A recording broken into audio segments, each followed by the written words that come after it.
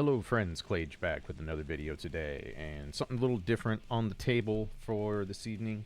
I've talked in the past few videos about how I've been trying out different characters, trying to figure out a secondary or possibly a different main for Guilty Gear Strive, and I think I finally reached the end of that journey and want to talk about the process of playing with some different characters and what this has taught me in terms of just learning some more about other characters, learning some more about Anji in relation to how other characters work, and just kind of talk about some plans I have going forward for this. So let's just jump into it and get going here.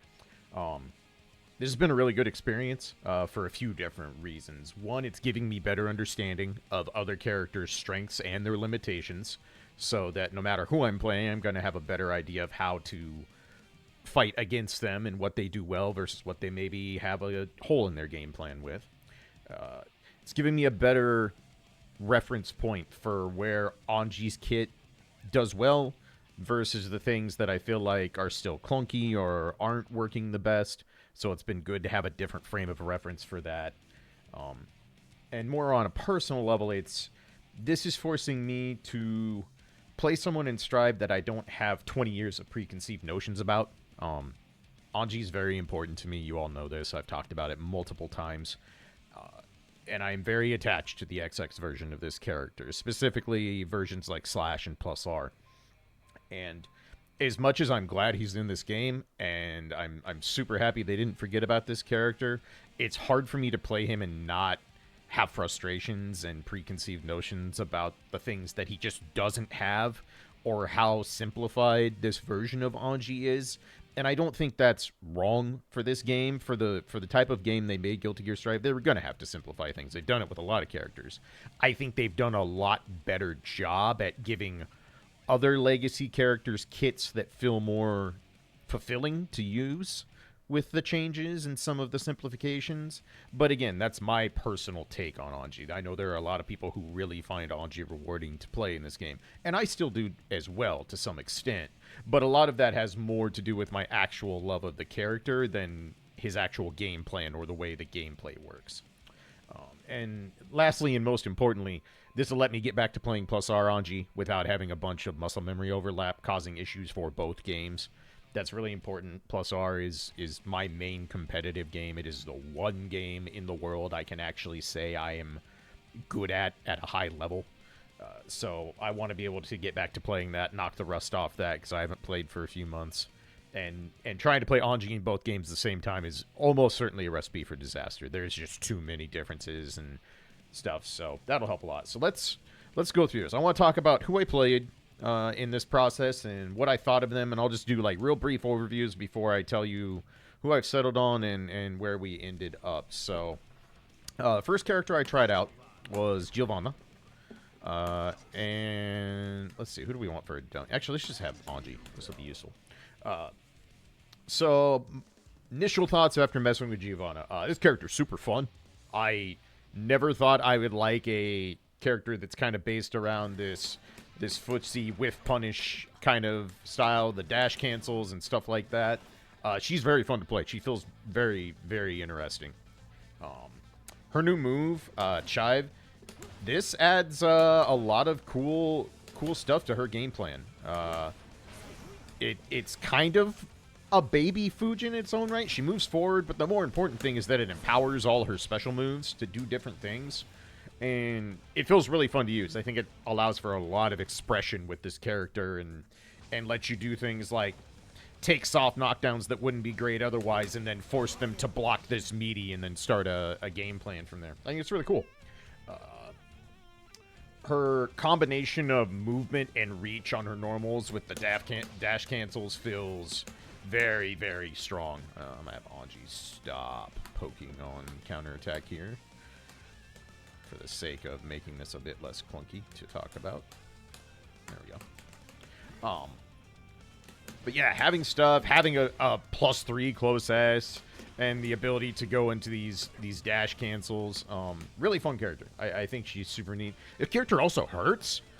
She does kind of crazy damage on a close S starter if you get a good punish. I don't know if I'll remember the combo, but for the sake of just showing like her, I suppose it helps if the dummy isn't guarding, huh?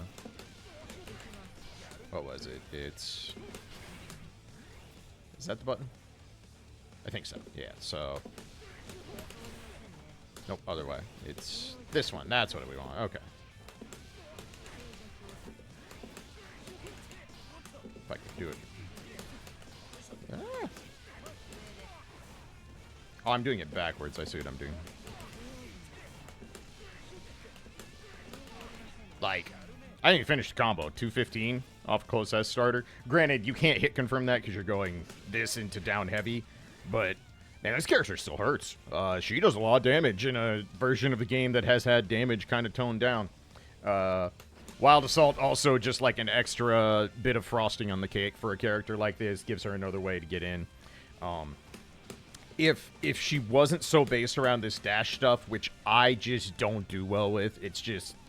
I think I would, if I was more committed to just liking this character more than anyone else and could get used to this, I think I'd have a lot of fun playing her.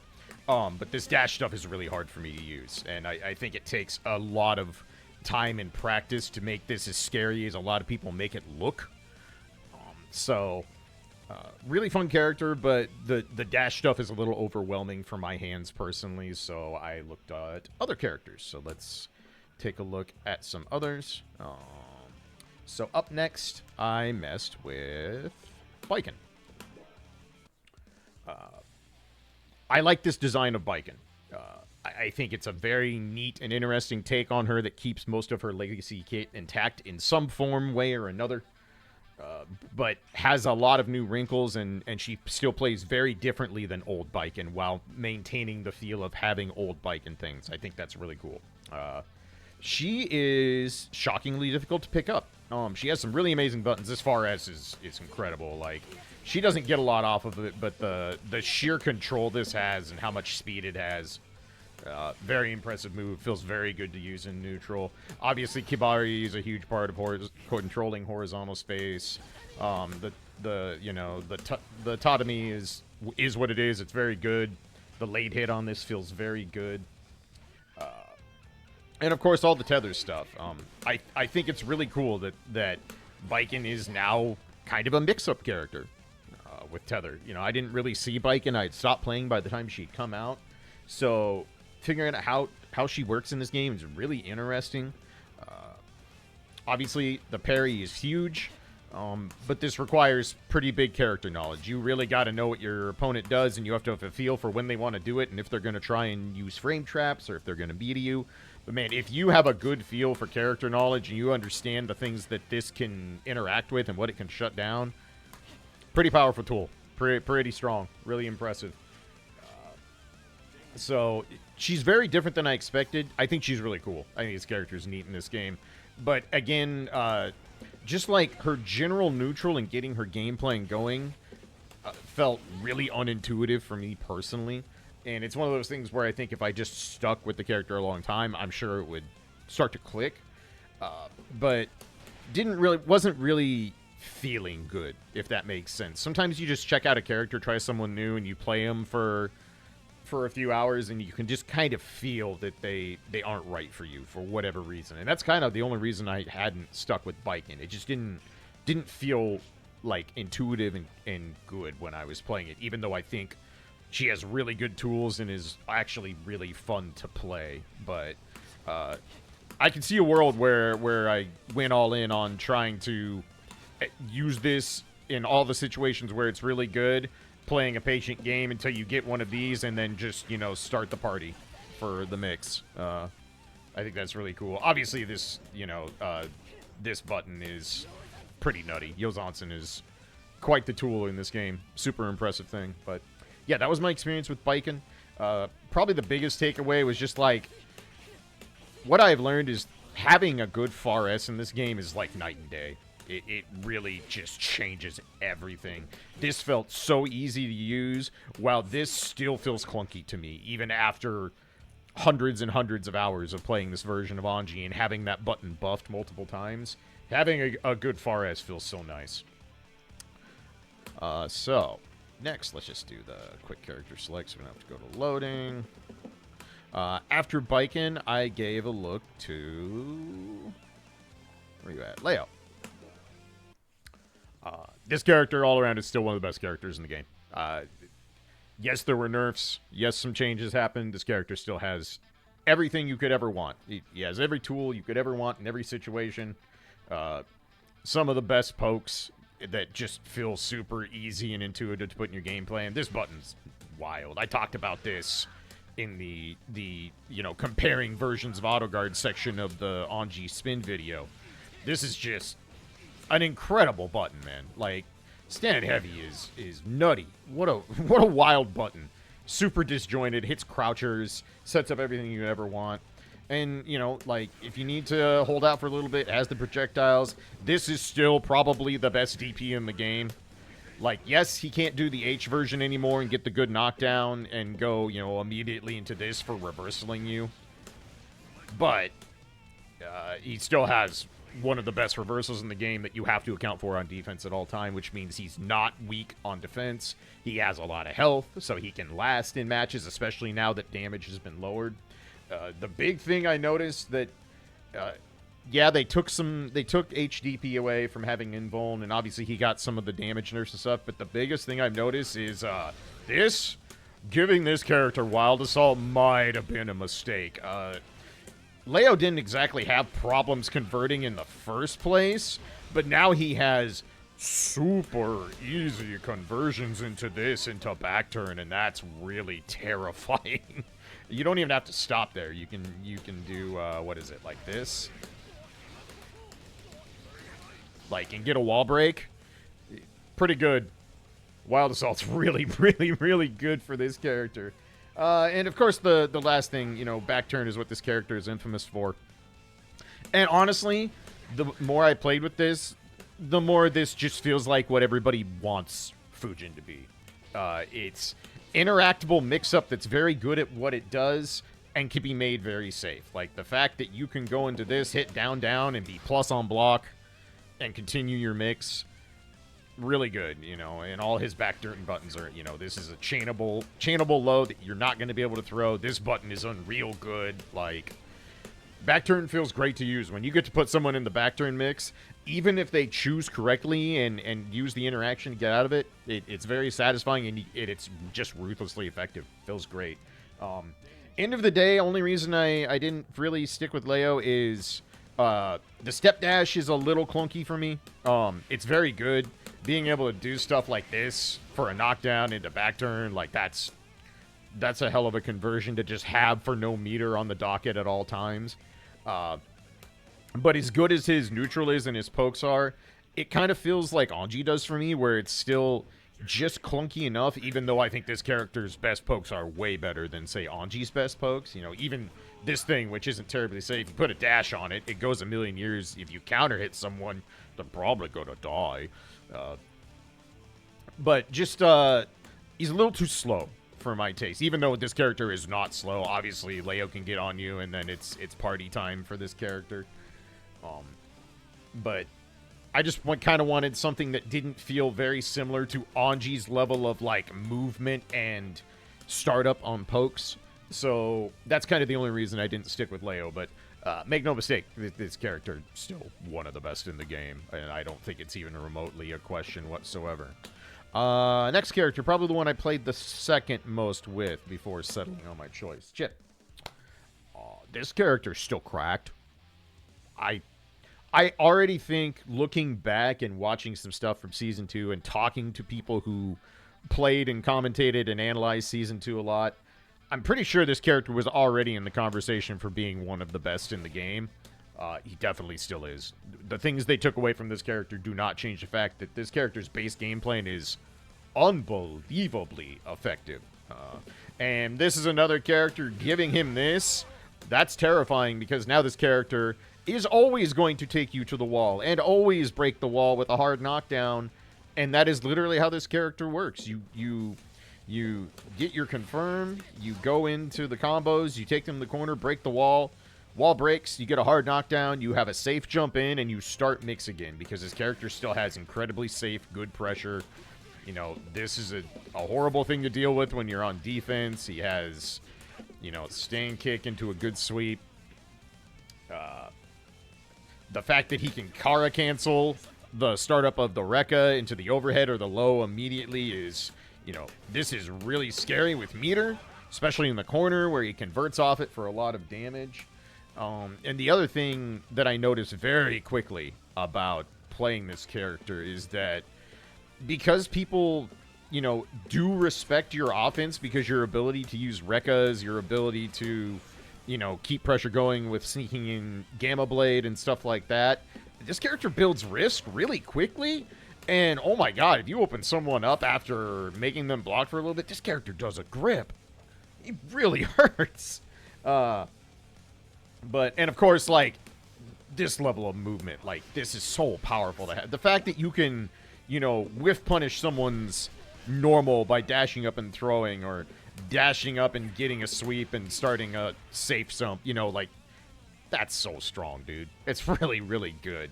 And obviously he has, all the crazy mix once he gets you to the corner, and just the general safe offense, and if there's any meter in play, it's just a party for this character.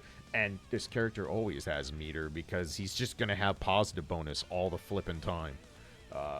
Really fun to play, honestly. Like, it's not the most, like, creative game plan of all time, but just making people block for a little bit and then having them guess on when the mix actually comes, like, I don't know. Seems quite good. I think this character is impressive. Like, really, really, really, really strong. Probably in the conversation for top 3 in the game. Just his base game plan works super well within the Strive engine. He doesn't have to hit you a lot. He's not like Amelia where he has mix, but he pays for it massively with low damage output. His character's going to crank your risk gauge. Like, it's going to happen. And if he hits you and breaks the wall, don't be shocked when this character does 200 plus damage, has positive bonuses, and on top of you, and then is on top of you with another safe jump, forcing you to block and take another mix. And if he opens you up again, you're going to be either dead or real close to it and back in the same situation. I think this character has some of the best looping offense in the game right now. So, I think he still requires a specialist to play because, obviously, if your mistakes hurt a lot more on Chip. You can die a lot easier. He definitely, I think, gets an extra lease on life in this patch because of the overall lower damage. And, of course, he has stuff, like a 3-frame jab that lets you mash out of a lot of stuff in this game that other characters do not get to mash out of, which is really important. So, yeah, I thought I was going to settle on Chip. I was almost there. I still have a hard time playing super fast pixie characters just because my brain and or my hands don't keep up with one another, basically. And that doesn't work real well when you're playing characters that are super fast and need a lot of quick decision-making to excel with. But when it was all said and done, we'll go back to the character select for the heck of it. When it was all said and done, I tried out one more character, and it was really obvious right away that I have found the character I want to play in Strive for a while, and it's Sin. This character's buffs are redonkulous. He's for those of you who were playing in Season 2, I obviously wasn't. This character was kneecapped out the gate. Like, he just was not good. His kit had so many holes and so many problems and did not feel satisfying to use and just had blatant issues that were really hard to overcome. I think those are basically all addressed in this patch, and they did so not just, cleaning up the issues with things that were probably undertuned. Everything's really good now. His character's backdash probably feels like one of the best in the game to use. It's invulnerable now for, I believe, 6 frames and is only a 22-frame backdash, something like that, 21. So having this is, this was a powerful tool in Xrd just for movement purposes because Sin plays at range so much, but it wasn't like a great evasive backdash. It was all right, but by Xrd standards, it was kind of this feels very good to use and to have in this game. This move getting buffed to a level 4 and only being -2 on block is, well, that's terrifying because this character has a low that is 21 frames out of it and a high that is 21 frames out of it, and both of them can be made safe if they're blocked without meter because you have the stamina gauge. And you just do that, and you're fine. So that's really cool. Not having the Kara cancels for supers drain stamina anymore if you use them is so good for this character, because now you can just do stuff like this, if I can do it right. And that costs 1 bar of stamina, and that's a lot of damage, and most of the time you get a wall break with that. So that is huge, because the stamina is, you know, kind of the big thing with Sin. Having his follow-ups available, especially for, like, Beak Driver, man, if you don't have the follow-up for this available and people are paying attention, you get hammered for using it. But even more to the point, they sped up this button, and, like, this is very similar in terms of, like, speed and such like that that Anji has, right? Like, kind of a similar deal. This feels so much better to use than Anji's, and I think it's a couple of reasons.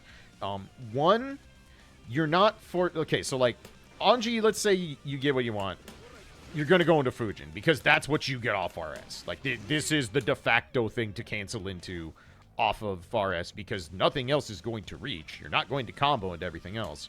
Sin, on the other hand, can go into Elk Hunt, even if it's blocked.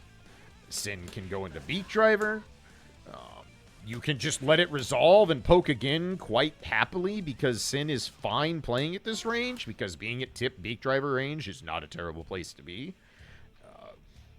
But just something as simple as, like, catching someone in neutral and going, like, 220 damage off of Far S for 50% meter in the version of the game where getting 50% meter is not an accomplishment right now. You can do it pretty reliably.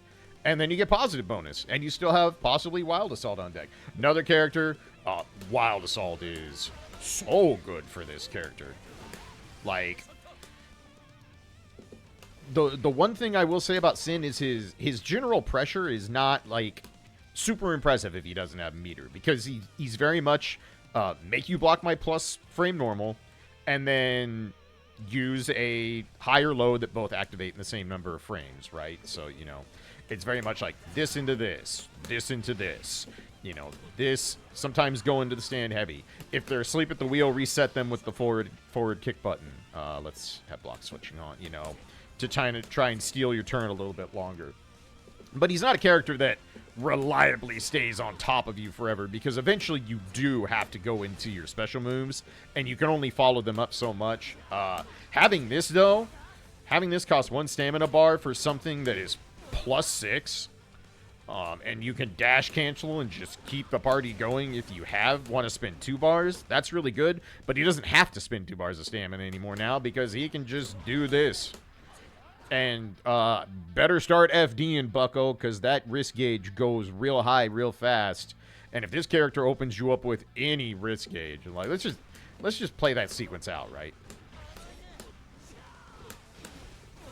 And we'll have you... Yeah, we'll do this. This should highlight what I want to show.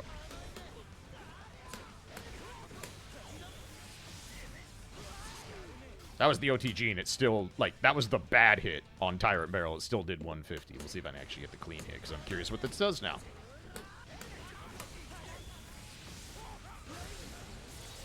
Yeah.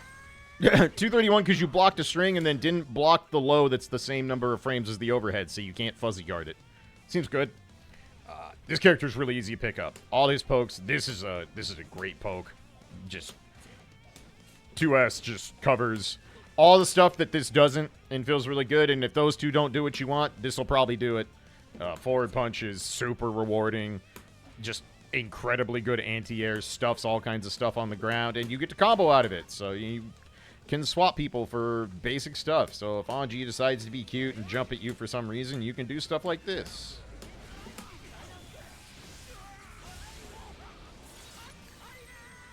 $200 damage because I anti-aired you with my dedicated anti-air button and had 50% meter on deck. I don't know, seems alright. Seems pretty good. But, yeah, this is the most intuitive any of the characters felt to me. Everything instantly made sense. The game plan made sense. Keeping my offense safe makes sense. And playing neutral feels very natural with this character. Like, all the buttons do what I want them to do. He still has easy knockdowns into stuff like this for a basic meaty setup.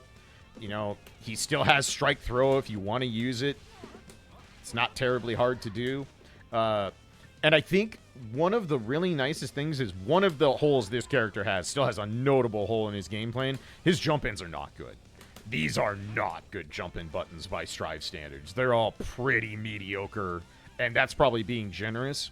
So it's forcing me to actually keep my ass planted on the ground and learn how to fight without panicking and trying to air dash in, or without trying to bait people by jumping all the time. It's something that I need enforced upon me, and this is exactly the kind of character to do that. So that feels super nice. Interrupt-wise, like, he only has a 5-framer, but it's a 5-framer that goes into this. Like, and he gets full combos off this if you want to spend stamina. Like, I don't know.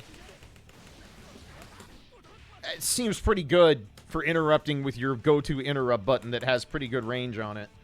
So I really like playing Sin. He feels super good. Just converting into Tyrant Barrel, that's the most satisfying super I think I've used in the game. Like, why would you not want to dumpster someone with Tyrant Barrel at the end of a combo? That feels super good. Also, this character's wall break ability is really nutty. Because you can get him half screen without doing anything, but then you also have RTL, which if you push them anywhere past, like, out of the corner, that was just raw RTL. Now imagine I push them forward a little bit. Like, you're going to break the wall. And you get positive bonus. And you're on top of them. Like, again, that looping bonus, I think the loop on positive bonus and the ability to continue offense and keep your meter going is so huge now because it's so much easier to do it with this in conjunction with everything else. I'm going to have a video talking more about Wild Assault soon. I was originally going to do guides on Wild Assault and Deflect Shield. But honestly, I just want to talk about the ramifications this move has brought to the game because they're massive. I think this version of the game, despite the lower damage and a lot of moves not having big bombo counter hits like they used to, I think this version of the game might end up more oppressive and more volatile than Season 2 did. Just because this mechanic is unreal. This is one of the most powerful and crazy things I've ever seen put in a version of Guilty Gear. And it gave a lot of characters who are supposed to be like, all right, I'm on you for a little bit, but if you block my mix, pressure's over. It's your turn. We're either back to neutral or it's your turn to start offense. It gave a whole lot of characters the ability to extend that situation way, way, way longer and have way, way, way more convertibility. So that's super scary. So we'll talk more about that later. But yeah, I'm going to be playing Sin for a while. I will still be analyzing Anji. I'll still be paying attention to Anji. I'm sure I will still pick him up and play him in matches some nights when I feel like it. But I really like how this character feels. I think it's going to be super healthy for me to play Guilty Gear Strive without trying to compare everything I would do in older versions with Anji to this version with Anji. And most of all, I think the thing I just like the most is that I don't have to rely most of the time on my opponent interacting with me to get the thing I want to work. These pokes feel easy for me to force interaction, for me to kind of start the party how I want to start it, and to play footsie with more reliable tools and less heavy risk doing so. It's not to say there isn't risk in using forward punch, or there isn't risk in using these buttons with long recovery on them, but right now, to me, it just feels better than hoping my opponent is going to activate auto guard. Like, there is no activating this move. It's either hit, block, or whiff, and I can adjust my decision-making based on the result. A lot more than I'm going to spin and hope I spin at the time they're throwing a normal out. Something to that effect. So, but yeah, I'll still be keeping an eye on G. That's never going to go away. And even if I don't play him much in Strive, there'll be plus R content for sure. That's going to be coming back here in the near future. And this is also going to give me the opportunity to do a series I've wanted to do for a long time, which is basically time-lapsed improvement. I'm going to be doing videos where I talk very briefly, and then I show games over the course of how many games I played with Sin. So I'll show you like the very first, match I played against another person, and then like match 10 with Sin, match 25, match 50, and kind of spread those out as we get higher numbers. But so you can watch what I'm adding, what I'm improving on, what I'm utilizing better, what I'm struggling with, or maybe what bad habits I pick up and then have to force myself to drop. But I think that would be... I think it's a series I want to do for a lot of games, and something I intend to do regularly on this channel when I pick up new games, is just show where players start, and that it is okay to be completely friggin' lost when you start using a character and not do confirms, not hit the most basic stuff because you're learning. And I just kind of want to show how that evolves with time if you just stick with the character. I am not a super fast learner in fighting games. I usually have to get my head kicked in by the same thing a lot before I stop being obstinate and adjust properly. So I want to show that entire process without, you all having to watch hundreds of match VODs to see it slowly unfold. We get the luxury of seeing many hours condensed down into hopefully like 20-minute videos. Me making a 20-minute video. That's funny. Anyway. So yeah, that's going to be the game plan going forward. I'll have some more stuff on Sin this week, for sure. If there are specific sets with Anji you would like me to analyze with the high-level players, let me know. I do want to see how he evolves. And the last thing I really want to point out is I don't think Anji is unplayable. Even though I had that big, long spiel about how I think Spin is going to limit his design space, I think because of the addition of this, which is also very powerful for Anji, just like it is for Sin and Leo, I think he can fight just fine. I think right now, there are probably very few characters that are not completely tournament viable, where you can go into a bracket and go, I don't need a secondary. I don't need something for the counter pick.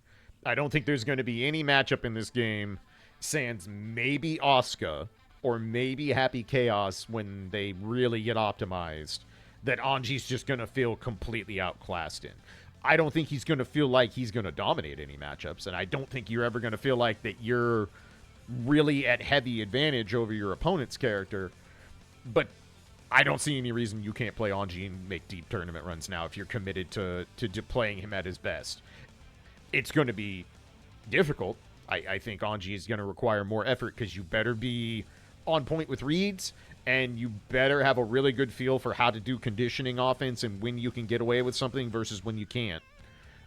But just because I'm switching characters for a little bit, or maybe permanently in terms of mains in this game, doesn't mean I think Anji's bad. It's just, this is going to be healthier for me and the channel in a myriad different ways, so I'm going to do that for now. And I'm having fun, and that's the most important thing. I am having fun playing this character, and having fun playing a game is a lot better than not having fun while playing a game. So that's going to do it for this one.